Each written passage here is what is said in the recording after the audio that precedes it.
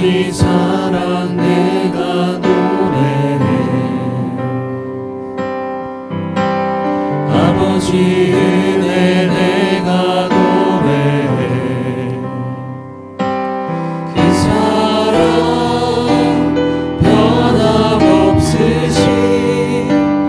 거짓 없으신 성실하신 그 사랑, 상한 갈 때 꺾지 않으시는, 상한 갈 때 꺾지 않으시는, 꺼져가는 등불 끄지 않는, 꺼져가는 등불 끄지 않는 그 사랑, 변함없으신 거짓 없으신 성실하신 그 사랑, 사랑, 그 사랑, 날 위해 죽으신, 날 위해 다시 사신 예수 그리스도, 다시 오실 그 사랑, 죽음도 생명도 천사도 하늘의 어떤 권세도 끊을 수 없는 영원한 그 사랑. 다시 처음부터 찬양합니다. 아버지 사랑 내가 노래해. 아버지 사랑 내가 노래해. 아버지 은혜 내가 노래해. 아버지 은혜 내가 노래해. 그 사랑 변함없으신 거짓 없으신 성실하신 그 사랑, 그 하나님은 상한 갈 때 꺾지 않으시는, 상한 갈 때 꺾지 않으시네. 꺼져가는 등불 끄지 않네. 그 사랑 변함없으신 거짓 없으신 성실하신 그 사랑, 사랑, 사랑, 그 사랑, 날 위해 죽으신, 날 위해 다시 사신 예수 그리스도, 다시 오실 그 사랑, 죽음도 생명도 천사도 하늘의 어떤 권세도 끊을 수 없는 영원한 그 사랑. 마지막입니다. 그 사랑, 그 사랑, 날 위해 죽으신, 날 위해 다시 사신 예수 그리스도, 다시 오실 그 사랑, 죽음도 생명도 천사도 하늘의 어떤 권세도 끊을 수 없는 영원한 그 사랑 예수. 하나님의 말씀은 시편 34편 8절부터 10절까지 말씀입니다. 다 같이 함께 한 목소리로 읽겠습니다.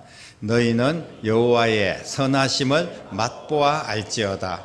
그에게 피하는 자는 복이 있도다. 너희 성도들아 여호와를 경외하라. 그를 경외하는 자에게는 부족함이 없도다. 젊은 사자는 궁핍하여 줄일지라도 여호와를 찾는 자는 모든 좋은 것에 부족함이 없으리로다. 아멘. 여러분, 요즘 맛집 찾아다니는 것이 또 유행인데 어디 가니까 그 집이 참 맛있더라. 그런데 아주 시골에 산골짜기에 있는 그런 식당도 사람이 바글바글합니다. 맛있으니까 소문이 난 거예요. 이 집은 정말 최고다, 이런 소문이 나면 그냥 몰려드는 겁니다.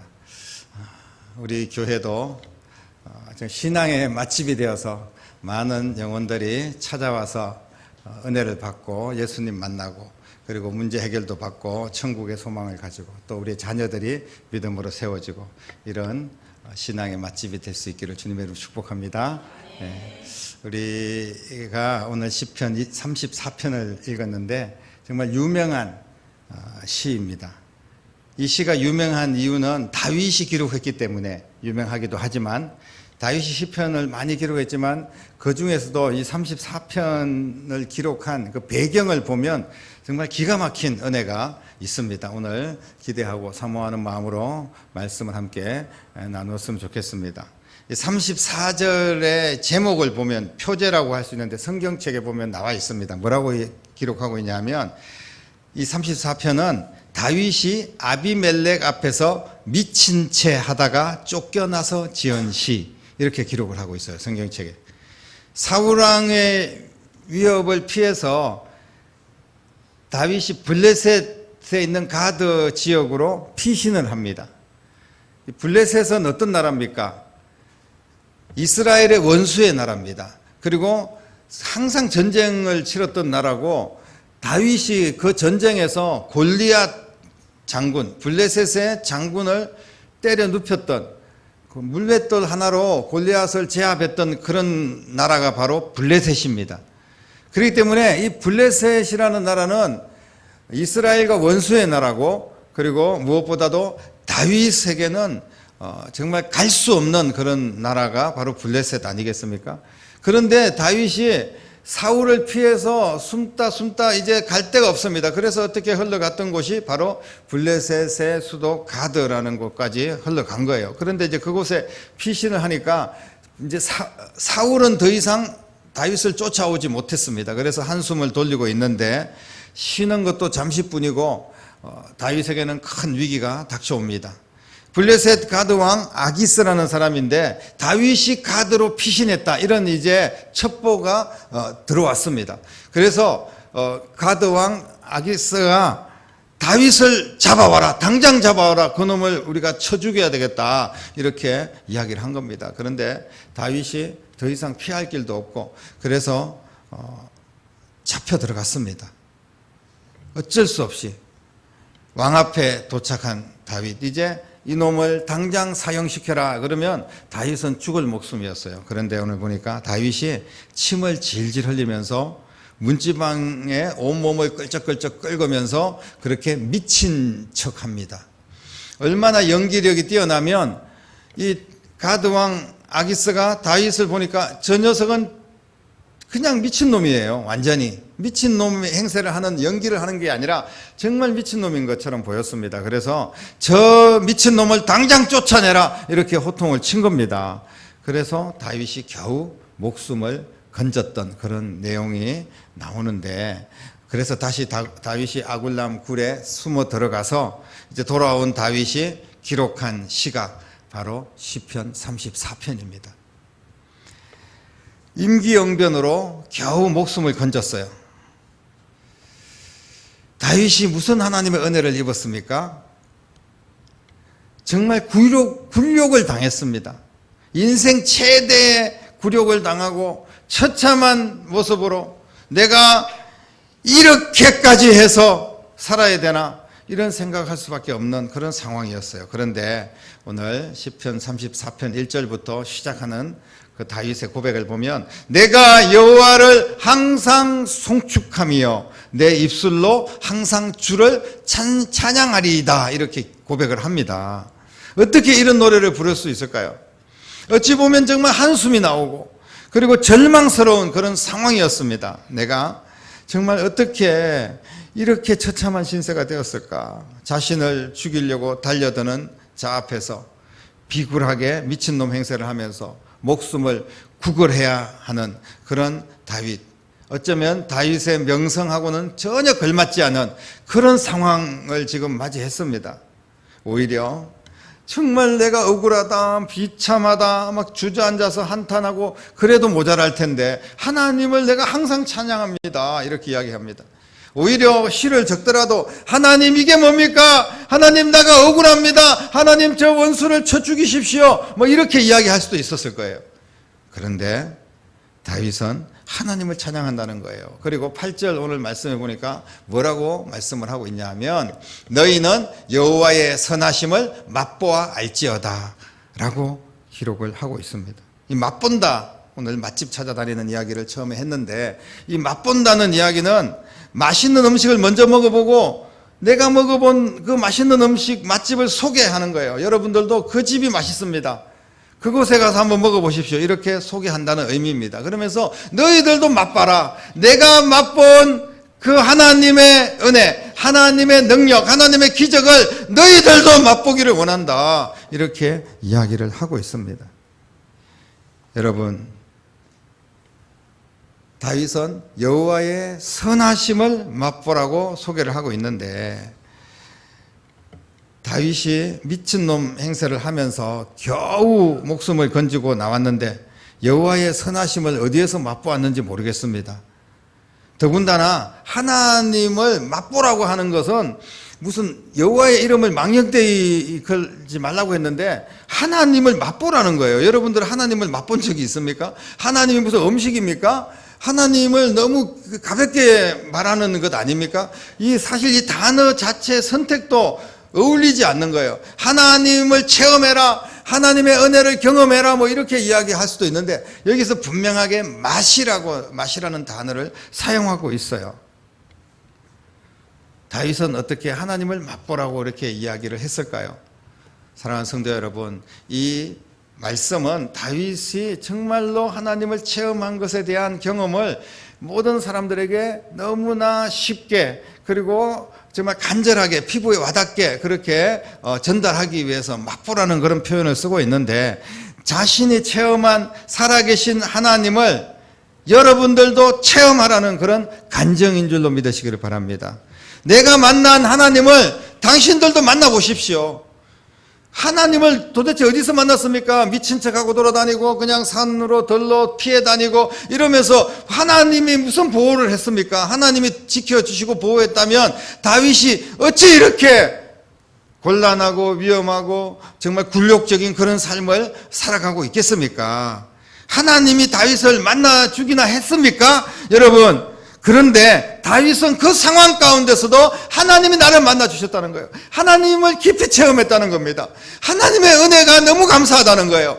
그래서 여러분들 이 싱싱한 신앙의 체험을 여러분들도 맛보기를 원합니다. 이렇게 말씀을 하고 있는 겁니다. 다윗이 위기 속에서 죽음의 문턱에서 살아계신 하나님을 경험했고 체험한 그 하나님의 맛을 모든 사람들이 그 당시에 이스라엘 백성들이나 또 주변의 신하들 뿐 아니라 오늘날 이 말씀이 전달되면서 저와 여러분들에게까지 하나님을 맛보아 알아야 된다. 하나님의 그 은혜를 여러분들이 체험하기를 원한다. 이런 간절한 심정이 오늘 말씀에 있는 줄로 믿습니다. 나는 살아계신 하나님을 알고 하나님을 체험했습니다. 나는 지금 여러분들이 볼 때 너무나 곤란하고 힘들고 아프고 어려운 그런 상황에 처해 있는 것처럼 보일지 모르지만 내가 만난 하나님을 모든 사람들이 다 만났으면 좋겠습니다 라고 고백을 하고 있는 겁니다. 내가 어떻게 하나님을 만났는지 그 체험을 공개하고 있는 거예요. 오늘 그 하나님을 맛보도록 저와 여러분들에게도 그 맛을 전하고 있는 줄로 믿으시기를 바랍니다. 여러분들도 오늘 이 말씀을 통하여서 하나님을 경험하고 정말 하나님의 그 은혜의 맛을 경험하는 귀하고 복된 날 되기를 주님의 이름으로 간절히 축원합니다. 우리가 은혜를 경험하면요 변화가 일어날 수밖에 없습니다. 힘들고 어려운 상황에도 다 극복할 수가 있어요. 내가 은혜만 체험하면요 저 사람은 도대체 왜 저런 삶을 살까? 뭐 어디 외국에 나가서 막 선교사님으로 선교도 하기도 하고요. 정말 내 형편도 힘들고 어려운데 막 전적으로 헌신하면서 교회를 세워나가려고 하고 다음 세대 아이들을 위해서 막 헌신하고 야 저렇게 왜 정말 미친 사람처럼 그렇게 하나님 앞에 미쳤냐 막 이렇게 이야기를 하는 거예요. 그런데 정말 체험하면 하나님의 그 은혜를 경험하면 견딜 수가 없어요. 다른 사람들에게 전하지 않을 수가 없습니다. 그 집이 너무 맛있는 거예요. 그러면 너도 같이 가서 먹어봐야 돼. 내가 사줄 테니까 오늘 그 집 가서 밥 한번 먹자. 여러분 그래서 맛집이 문전성시를 이루는 겁니다. 기다려가면서까지 식사를 할 수밖에 없는 그런 맛집들이 얼마나 많습니까? 오늘 다윗이 어떤 하나님의 은혜를 맛을 봤는지 구체적으로 이야기를 하고 있는데 우리가 7절, 8절, 9절, 10절만 읽었지만 4절, 6절, 15절, 17절, 9절, 10절 이렇게 계속해서 하나님의 맛을 이야기를 하고 있습니다. 4절에 뭐라고 이야기하고 있냐면 내가 여호와께 간구하매 내게 응답하시고 내 모든 두려움에서 나를 건지셨도다 라고 이야기를 합니다. 다윗도 사람이기 때문에 얼마나 두렵겠습니까? 사울을 피해서 돌아다니는 것도 힘들고 이제는 그 블레셋의 왕에게 끌려가가지고 죽을 상황인데 얼마나 두렵겠어요. 미친 척 한다고 살려주지 않습니다. 미친 척 하면 저 미친 놈을 당장 쳐 죽여라 그러면 다윗은 죽는 거예요. 그런데 다행히도 쳐 죽여라 하지 않고 당장 쫓아내라 이렇게 이야기해가지고 다윗을 갖다 내다 버리면서 다윗이 극적으로 살아나는 은혜를 입습니다. 이거 하나님께서 하신 일이거든요. 그리고 6절에 보면 곤고한 자가 부르짖음에 하나님께서 들으시고 그의 모든 환난에서 구원하셨다라고 기록을 합니다. 그리고 15절에도 다윗이 부르짖을 때 하나님이 눈을 향하시고 귀를 기울여 주셨다. 하나님의 은혜를 체험했다고 이야기합니다. 17절 말씀에도 의인이 부르짖음에 모든 환난에서 건지시는 하나님을 체험했다고 분명하게 고백을 하고 있습니다. 오늘 이 하나님을 맛본 경험에 모든 공통점이 있습니다. 여러분들이 이미 눈치채고 아실지 모르겠지만 어떤 공통점이 있냐 하면 여호와께 간구하매 공고한 자가 부르짖음에 의인이 부르짖을 때 기도할 때입니다. 하나님 앞에 그 힘들고 어려울 때 간절히 하나님께 구하고 기도한 거예요. 이 절망적인 상황에서 기도보다는 원망이 먼저 나올 수밖에 없습니다. 정말 나는 이제 못 살겠다. 이제 포기해야 되겠다. 왕이고 뭐고 지금 나 편한 길로 가야 되겠다. 이렇게 생각할 수도 있었을 거예요. 그러나 다윗은 끝까지 하나님께 기도하고 하나님께 부르짖고 하나님께 여쭙고 이런 삶을 살았습니다. 특히 힘들고 어려울 때 더욱더 하나님께 부르짖었던 다윗의 모습을 볼 수가 있습니다. 다윗은 그래서 기도의 응답의 맛을 아는 거예요. 여러분 기도했는데 하나님 응답해 주시고 기도했는데 그 고난에서 건져주시고 미친 척을 했지만 사실은 다윗이 얼마나 기도를 했겠습니까? 직접 기도했다고 표현하고 있지 않습니까? 그런데 그렇게 기도할 때 그 죽음의 어떤 위기에서 건져주시고 이런 것들을 다윗이 계속 경험하는 거예요. 맛을 보는 겁니다. 하나님께서 계속해서 응답해 주시고 문제를 해결해 주시고 그 맛을 알기 때문에 여러분들도 그 맛을 맛보기를 간절히 원한다고 지금 이 시편에서 고백을 하고 있는 겁니다. 응답의 맛, 체험의 맛, 바로 기도하는 자, 부르짖는 자에게만이 누릴 수 있는 그런 복인 줄로 믿으시기를 바랍니다. 여러분들이 인생을 살아오면서 특별히 신앙생활을 하면서 하나님께 간절히 구할 때, 부르짖을 때 하나님이 외면하신 적이 있습니까? 하나님이 나 몰라라라고 그리고 우리를 내팽개치신 적이 있습니까? 여러분들이 여기까지 올라오고 여기까지 함께 하신 것은 하나님 앞에 기도해서 응답받고 하나님의 은혜를 체험하면서 온 거 아니겠습니까? 그런데 그런 것들을 다 잊어버리고 나는 체험했으니까 나 혼자 즐기는 그런 삶을 살아서는 안 된다는 거예요. 그리고 내가 받은 그 은혜, 내가 맛본 그 맛을 그냥 다 잊어버리고 살아서는 안 된다는 거예요. 마태복음 7장에 보면 너희는 세상의 소금이다 이렇게 이야기하고 있지 않습니까? 그런데 소금이 그 맛을 잃으면 무엇으로 짜게 하겠습니까? 그 후에는 밖에 버리워져서 사람들에게 밟힌다 이렇게 예수님께서 직접 말씀하셨어요. 그러니까 우리는 세상의 빛이다. 너희는 세상의 소금이다. 그래서 맛을 내는 삶을 살아야 된다. 세상 속에서 선한 영향력을 끼치며 살아야 된다. 주님께서 그렇게 말씀하고 있는데 나는 하나님의 은혜를 체험했습니다. 그 위기 속에서 하나님께서 부르짖고 기도할 때 건져주셨습니다. 그런데 그냥 다 잊어버리고 그 맛을 전하지도 못하고 그렇게 살아가는 우리의 모습은 아닌지를 되돌아봐야 됩니다. 하나님께서 오늘 다윗에게 또 어떤 체험을 주셨냐면 9절에 보면 그를 경외하는 자에게 하나님께서 함께 하신다고 이야기를 합니다. 부족함이 없도록 또 10절에도 젊은 사자는 궁핍하여 줄일지라도 여호와를 찾는 자는 좋은 것에 부족함이 없게 해주시겠다 이렇게 말씀을 했습니다. 다윗은 도망자였어요. 피난자였습니다. 그에게는 아무것도 없었습니다. 그런데 하나님께서 채우실 때 걱정과 염려가 없다는 것을 다윗은 경험을 합니다. 그래서 그는 사람을 의지하거나 돈을 의지하지 않고 오직 하나님의 채우심을 믿고 하나님께 기도했던 다윗의 모습을 볼 수 있습니다. 사랑하는 성도 여러분, 내가 모든 것을 다 가지고 있어도 하나님의 채우심이 없으면 그 사람은 항상 부족한 인생을 살 수밖에 없습니다. 그러나 내가 좀 부족하고 다른 사람의 모습을 보았을 때 별 볼 일 없어 보일지도 모릅니다. 그러나 하나님이 채우시는 인생은 넘치는 인생, 행복한 인생이 될 줄로 믿으시기를 바랍니다. 하나님을 제대로 섬기는 자는 하나님이 채우시는 맛을 경험하게 될 줄로 믿습니다. 37절 밑에 쭉 보면 말씀에 여호와의 천사가 주를 경외하는 자를 둘러서 진치고 그들을 건져 주셨다고 말씀을 하고 있습니다. 다윗은 끝까지 나를 버리시지 않는 하나님, 정말 그 정도 위기면요 이미 하나님께 버림받은 거나 마찬가지인 다윗이었습니다. 얼마나 죽을 고비가 많았고 얼마나 굴욕적이고 힘든 상황이 있었는지 모릅니다. 왕이 되었는데 거저 된 게 아니에요. 모든 시련과 또 어떻게 보면 훈련을 통하여서 다윗을 위대한 이스라엘의 왕으로 세워나가는 과정 속에 하나님께서 다윗을 끝까지 버리지 않고 붙잡아 주셨습니다. 다윗에게는 문제가 많았습니다. 다윗이 가는 곳곳마다 어려움들이 있었어요. 다윗을 따라다니는 사람들은 다윗은 그렇다고 치고 다윗을 따라다니는 그 신하들, 그 충신들은 뭐 하는 사람들입니까? 그들은 다윗 때문에 같이 힘들고 같이 지칠 때가 한두 번이 아니었어요. 그래서 다윗은 6절에 보면 곤고한 자다, 자신을 환난의 사람이다. 18절에 마음이 상한 자다. 19절에 나는 고난이 많은 자다. 이렇게 자신을 표현을 합니다. 하지만 그런 가운데서도 하나님께서는 그를 버리지 아니하시고 떠나지 아니하신 하나님을 다윗은 맛보고 경험해서 그 하나님의 체험을 다른 사람들에게도 전하기를 원했던 겁니다.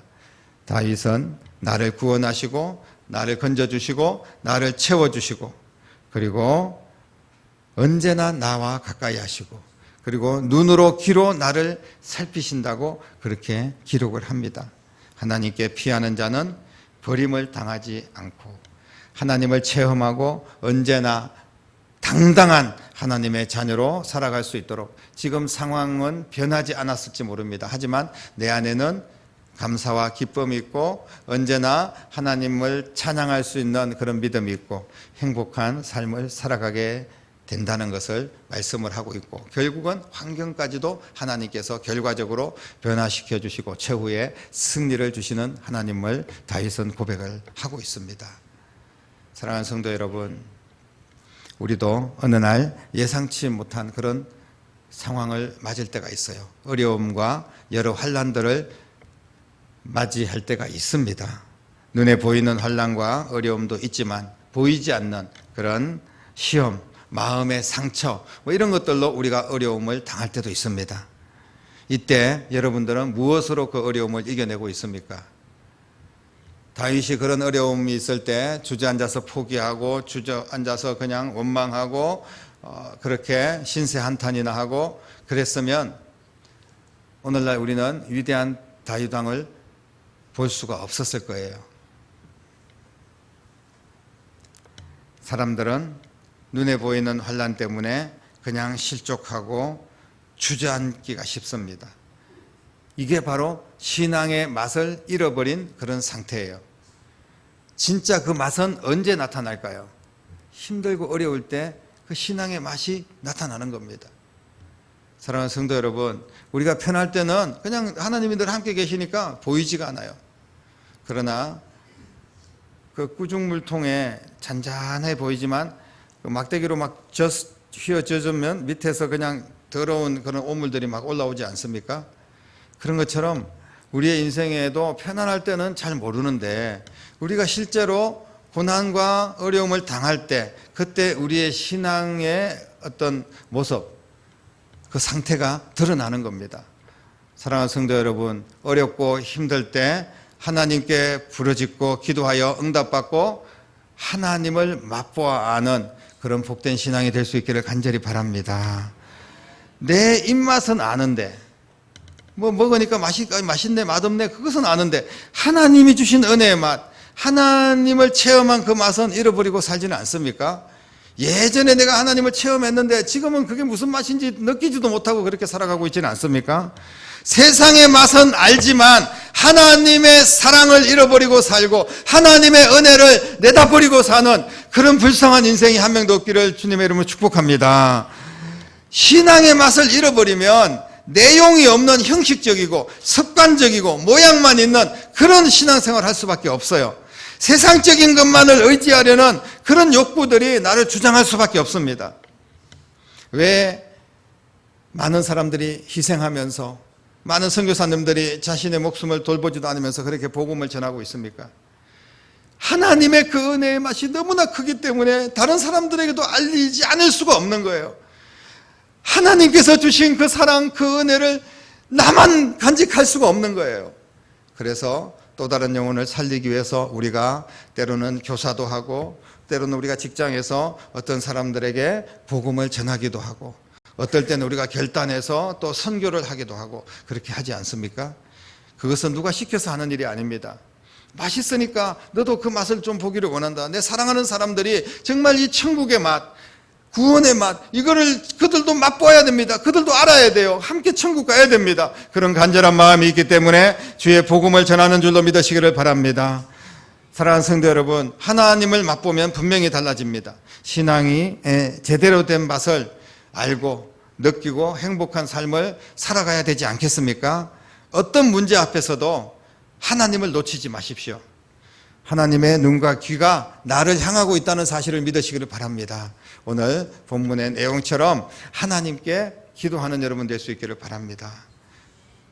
어떤 상황이 있으면 그럴지라도 주님을 찬양하고 그래도 하나님 앞에 엎드리고 때로는 이렇게 되기를 원하는데 그렇게 되지 아니할지라도 하나님께 더욱더 감사할 수 있는 그런 신앙이 될 수 있기를 바랍니다.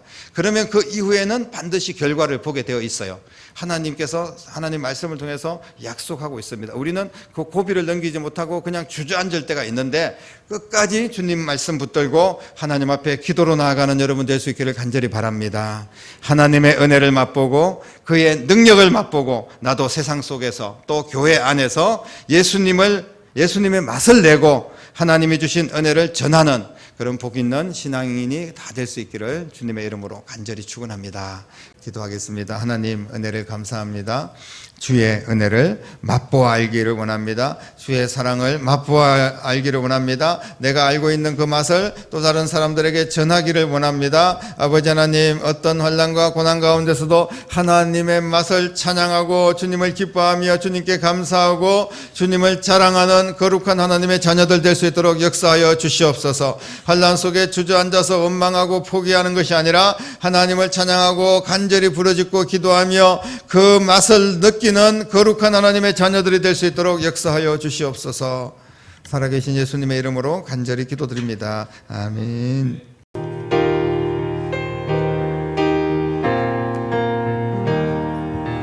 주와 같이 길 가는 건 즐거운 일 아닌가. 우리 주님 걸어가신 발자취를 밟겠네.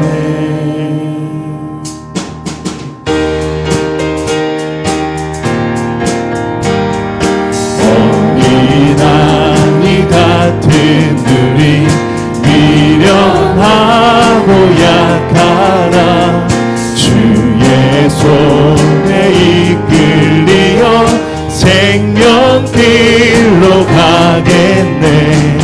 한 걸음 한 걸음 주 예수와 함께 날마다 우리 걸어가리. 꽃이 피는 들판이나 험한 골짜기라도 주가 인도하는 대로 주와 같이 가겠네. 한 걸음 한 걸음 주 예수와 함께 날마다 우리 걸어가리.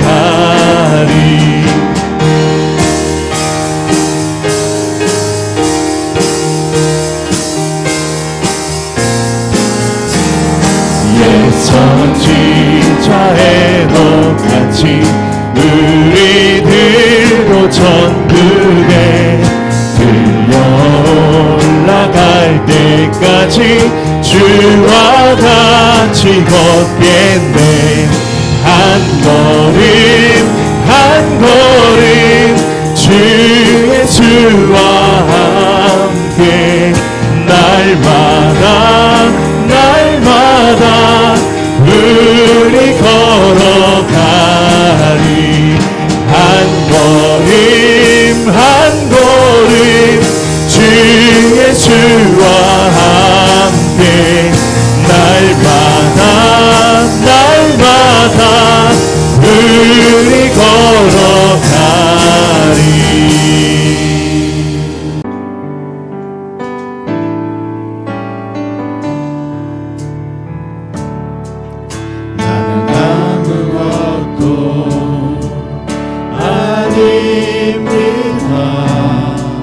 주님의 사랑이 없으면 나는 아무것도 모릅니다. 주님의 지혜가 없으면 나는 아무것도 못합니다. 주님의 능력이 없으면 나는 한순간도 못 삽니다. 주님의 생명이 없으면 이제 내가 사는 것 아니요. 그리스도 내 안에 사시니 오직 그의 생명이 나의 생명, 나의 모든 날들고 주의 것. 나는 오직 한 분 따라합니다. 나의 아버지, 나의 구원, 나의 주. 나는 오직 한 분 바랍니다. 나는 오직 한 분 바랍니다. 나의 아버지, 나의 구원, 나의 주. 기도드리겠습니다. 이제는 우리 주님 예수 그리스도의 은혜와 하나님 아버지의 극진하신 사랑하심과 성령님의 감화 감동 충만 역사 인도하심이 오늘 귀한 예배를 드리고 말씀 붙들고 주님을 경험하며 내가 경험한 주님을 또 다른 영혼에게 전하기를 원하며 나아가는 사랑하는 모든 성도들과 가정과 일터와 자녀들과 교회와 이 나라와 민족 위에 이제부터 영원토록 함께 계시기를 간절히 축원하옵나이다. 아멘.